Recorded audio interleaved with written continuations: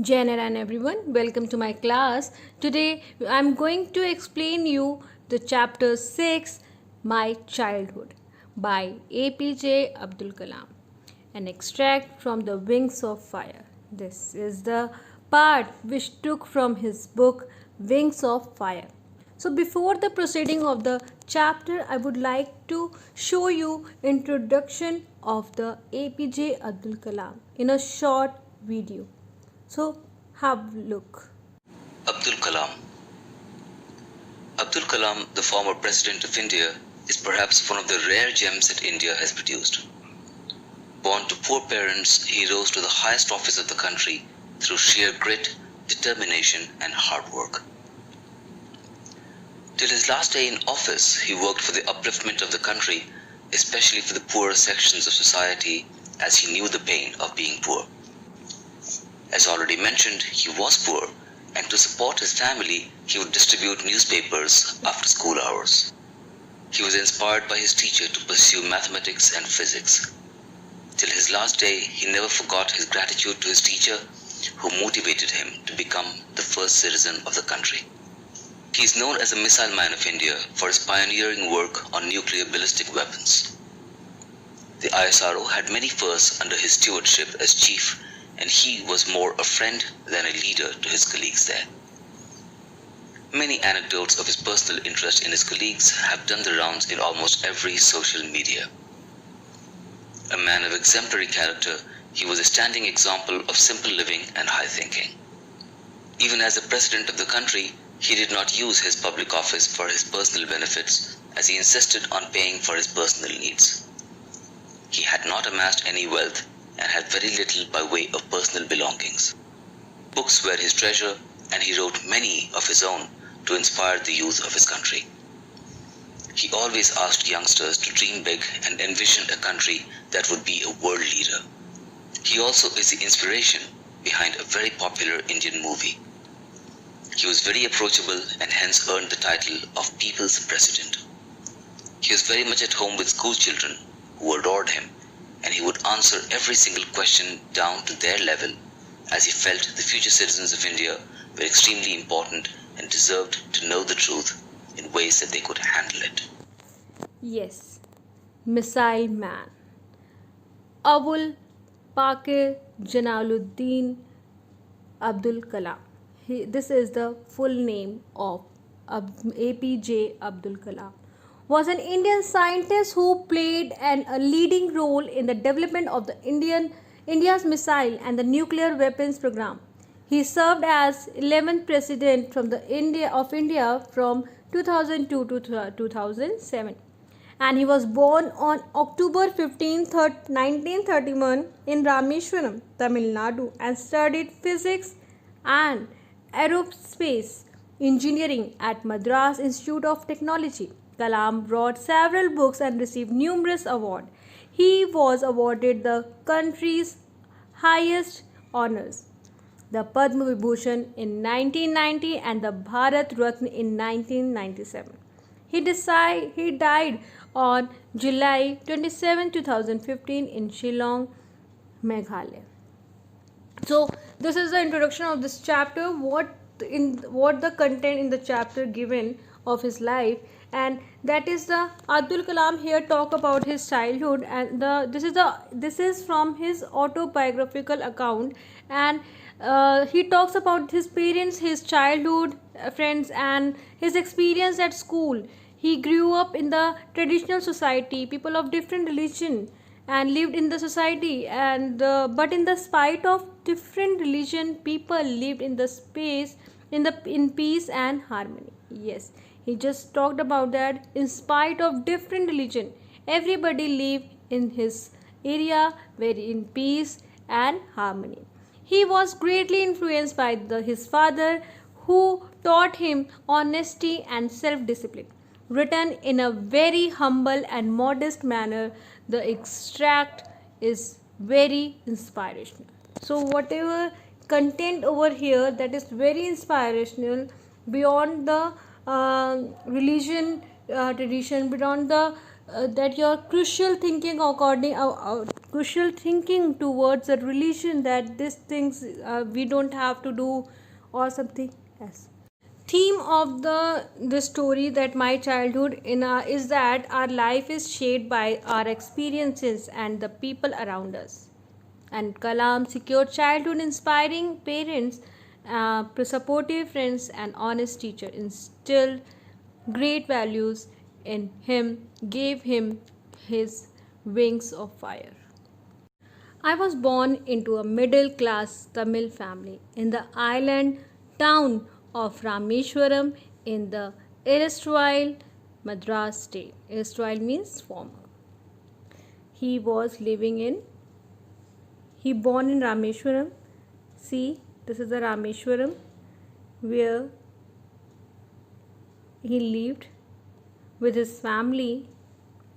And his father, when A.P.J. Abdul Kalam just talked about his father, that my father Janaluddin had neither much formal education nor much wealth, despite he was from the that middle class family, not well educated, not too much wealthy. Despite of that, the disadvantages, and he possessed great innate wisdom and a true generosity of spirit. Innate means inborn, means he born with the quality of feelings that the one's nature, and the generosity of spirit means there is a soul sought to help others who were needy. He said that ideal helpmate means if his father had a ideal helpmate, means his mother, his mother always support his father in the form of wisdom, in the form of the generosity, in the form of the helping other people. And I do not recall, and he just reminded the things that he can't calculate. He didn't know that he didn't remember even that how many people every day ate with them as like a family. And I was one of my children, a short boy with rather undistinguished look, born to tall and handsome parents. He said that I just feel of I was the one of the many children like who is the short boy and ordinary look and the common look, born with the tall handsome parents. He said that he lived in his ancestral house, which was built in the middle of the 19th century. It was a very large Pakka house made of limestone and brick on the Mosque Street in Rameshwaram. Like his father, like his grandfather, and then father, and then him living over there. So that is ancestral house. And my austere father used to avoid all essential comforts and luxury. However, all the necessaries were provided for in terms of food, medicine, or clothes. Austere means simple, strict, and severe. So he just avoid the luxuries, the essential comfort, which is just like AC, TV, and surrounding the which the things comfort you, material things. He said that which material things comforts for the luxury, his father always used to avoid it, and all necessities always provided by them, and in the terms of food, medicine, or clothes. In fact, I would say mine was a very secure childhood, both materially and emotionally. Yes, he said, in spite of that, his father is not used to with the comforts of essential comfort and the luxuries. In spite of that, he all the necessities provided by him, like food, medicine, and clothes. And he said that as a childhood, being in the child as a child, he had a very secure childhood, both in way like materially way and the emotionally, because they gave a good lesson, good moral values to him, and also materialistic thing which is necessity for them, which is must for them. And there is a second world war. During this time, there was a time where the second world war broke out in the 1939 when I was 8 years old. Here the Abdul Kalam, APJ Kalam said that During 1939 there was when he was 8 years old, then Second World War broke. For the reason I have never been able to understand, a sudden demand for tamarind seeds erupted in the market. I used to collect the seeds and sell them into provision shop on Moscow Street. A day's collection would fetch me the princely sum of one anna. So he said that he don't know about that. The time he was 8 years old, and that time suddenly the Second World War broke out, and he said that he never know that why the tamarind seeds value, the rate is in the market higher, and he used to collect all the seeds and then in the provision of the shop on the Moscow streets and sell them over there. And the day of collection which would fetch me up the princely sum of one anna. And the day of collection is what the cost is? One anna means 6 paisa. The one anna contains 6 paisa. You can imagine the value of 6 paisa that time. He was satisfied with that. This amount is generous amount for him. My brother-in-law Jalauddin would tell me stories about the war which I would later attempt to trace in the headlines in Dinamani. Dinamani was the newspaper which was running over there, like here Amar Ujala, then Jagran. So his brother-in-law my brother-in-law Jalauddin would tell me the stories about the war. He told the stories about the war and the other things that attempted to trace of the headlines in the Danamni.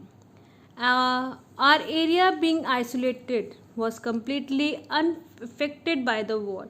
So their area was isolated over that time, and that was completely unaffected by the war. But the soon India was forced to join Allied forces, and something like a state of emergency was declared. First of all, after the World War started, their area was not infected by the war. But as soon as when the India forced by the Allied forces and something like that, the state of emergency was declared over there. Allied forces means the armies of UK, USA, and the Russia during the Second World War. The first casualty